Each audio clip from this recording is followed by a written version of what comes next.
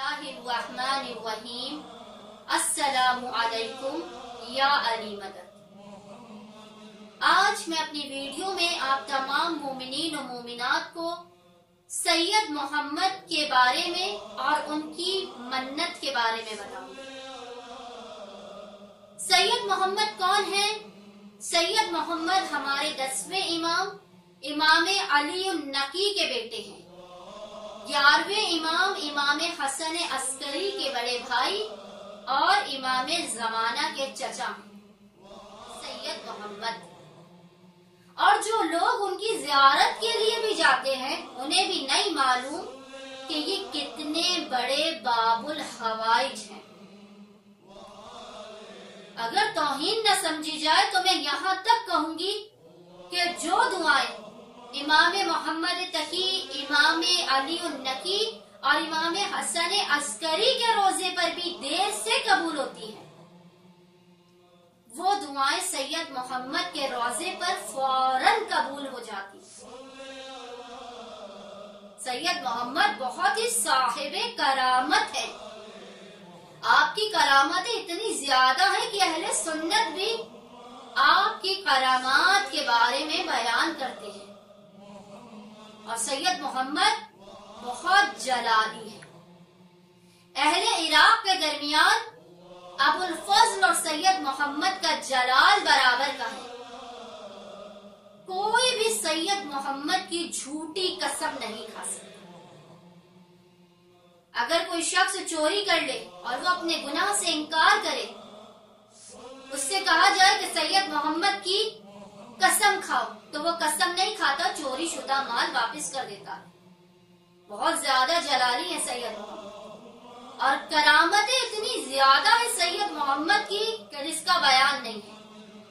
खुसूसन औलाद के लिए सैयद मोहम्मद की नज़्र और मन्नत बहुत ज्यादा जल्दी कबूल होने वाली है।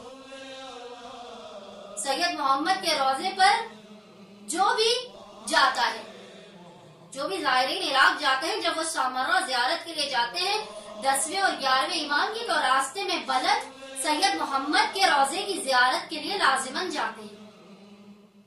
वहाँ बकरे और दुम्बे की कुर्बानी की जाती है सैयद मोहम्मद के नाम पर। सैयद मोहम्मद की तरफ से कुर्बानी की जाती है। मोमिनीन कसीर तादाद में अपनी मन्नतों को बढ़ाते हैं। और सैयद मोहम्मद का जलाल और करामत इतनी ज्यादा है कि उनके रोजे से कोई चीज, रोजे और अतराफे रोजे से कोई चीज चोरी नहीं हो सकती। अगर गलती से भी किसी की कोई चीज आपकी जेब में आ जाए, गलती से भी आप किसी की चप्पल पहन लें, तो गाड़ी नहीं चलती। ड्राइवर को ऐलान कराना पड़ता है कि अगर किसी के पास किसी का कोई सामान आ गया है तो वो वापस करे, वरना गाड़ी नहीं चलेगी। अच्छा, अब सैयद मोहम्मद की नज़्र और मन्नत का तरीका क्या है? कोई भी मोमिन या मोमिना अगर परेशान हो, उसकी कोई दुआ मुस्तजाब न होती हो, तो वो सैयद मोहम्मद की मन्नत मांगे। अच्छा, मन्नत मानने का तरीका क्या है कि सबसे पहले आपने 7 मरतबा दुरूद पढ़ना है। 7 मरतबा दुरूद पढ़ने के बाद आपने कुरान की कोई भी 7 सूरतें पढ़नी है। मिसाल के तौर पे आप सूरह इखलास पढ़ लें, सूरह अलहम्द पढ़ लें, सूरह कौसर पढ़ लें, सूरह कद्र पढ़ लें। छोटी छोटी आप कोई भी कुरान की 7 सूरतें पढ़ लें और फिर दोबारा 7 मरतबा दुरूद पढ़ें। और जब ये पढ़ लें तो एक मरतबा कहें कि बारिलाहा इन दुरूद और सलाम का सवाब, इनका हदिया और इन कुरानी सूरतों की तिलावत का हदिया सैयद मोहम्मद को पहुंचे। क्योंकि सैयद मोहम्मद को तिलावत कुरान मजीद बहुत ज्यादा पसंद है। आप सैयद मोहम्मद को पहले दुरूद और तिलावत कुरान मजीद का हदिया पेश करें, उसके बाद मन्नत माने कि अगर मेरा फला काम हो गया तो मैं सैयद मोहम्मद की बारगाह में एक बकरा या दुम्बे की कुर्बानी पेश करूंगा या करूंगी। अच्छा, अगर किसी मोमिन या मोमिना की बकरा करने की या दुम्बा करने की इस्तिताअत नहीं है, میں 14 مومنین کو کھانا کھلاؤں گی یا کھلاؤں گا.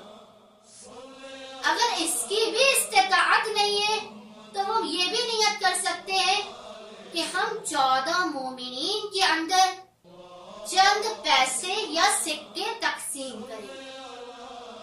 لیکن جیسے ہی آپ کی مراد پوری ہو، آپ نے اولن سید محمد کی منت کو پورا کرنا ہے.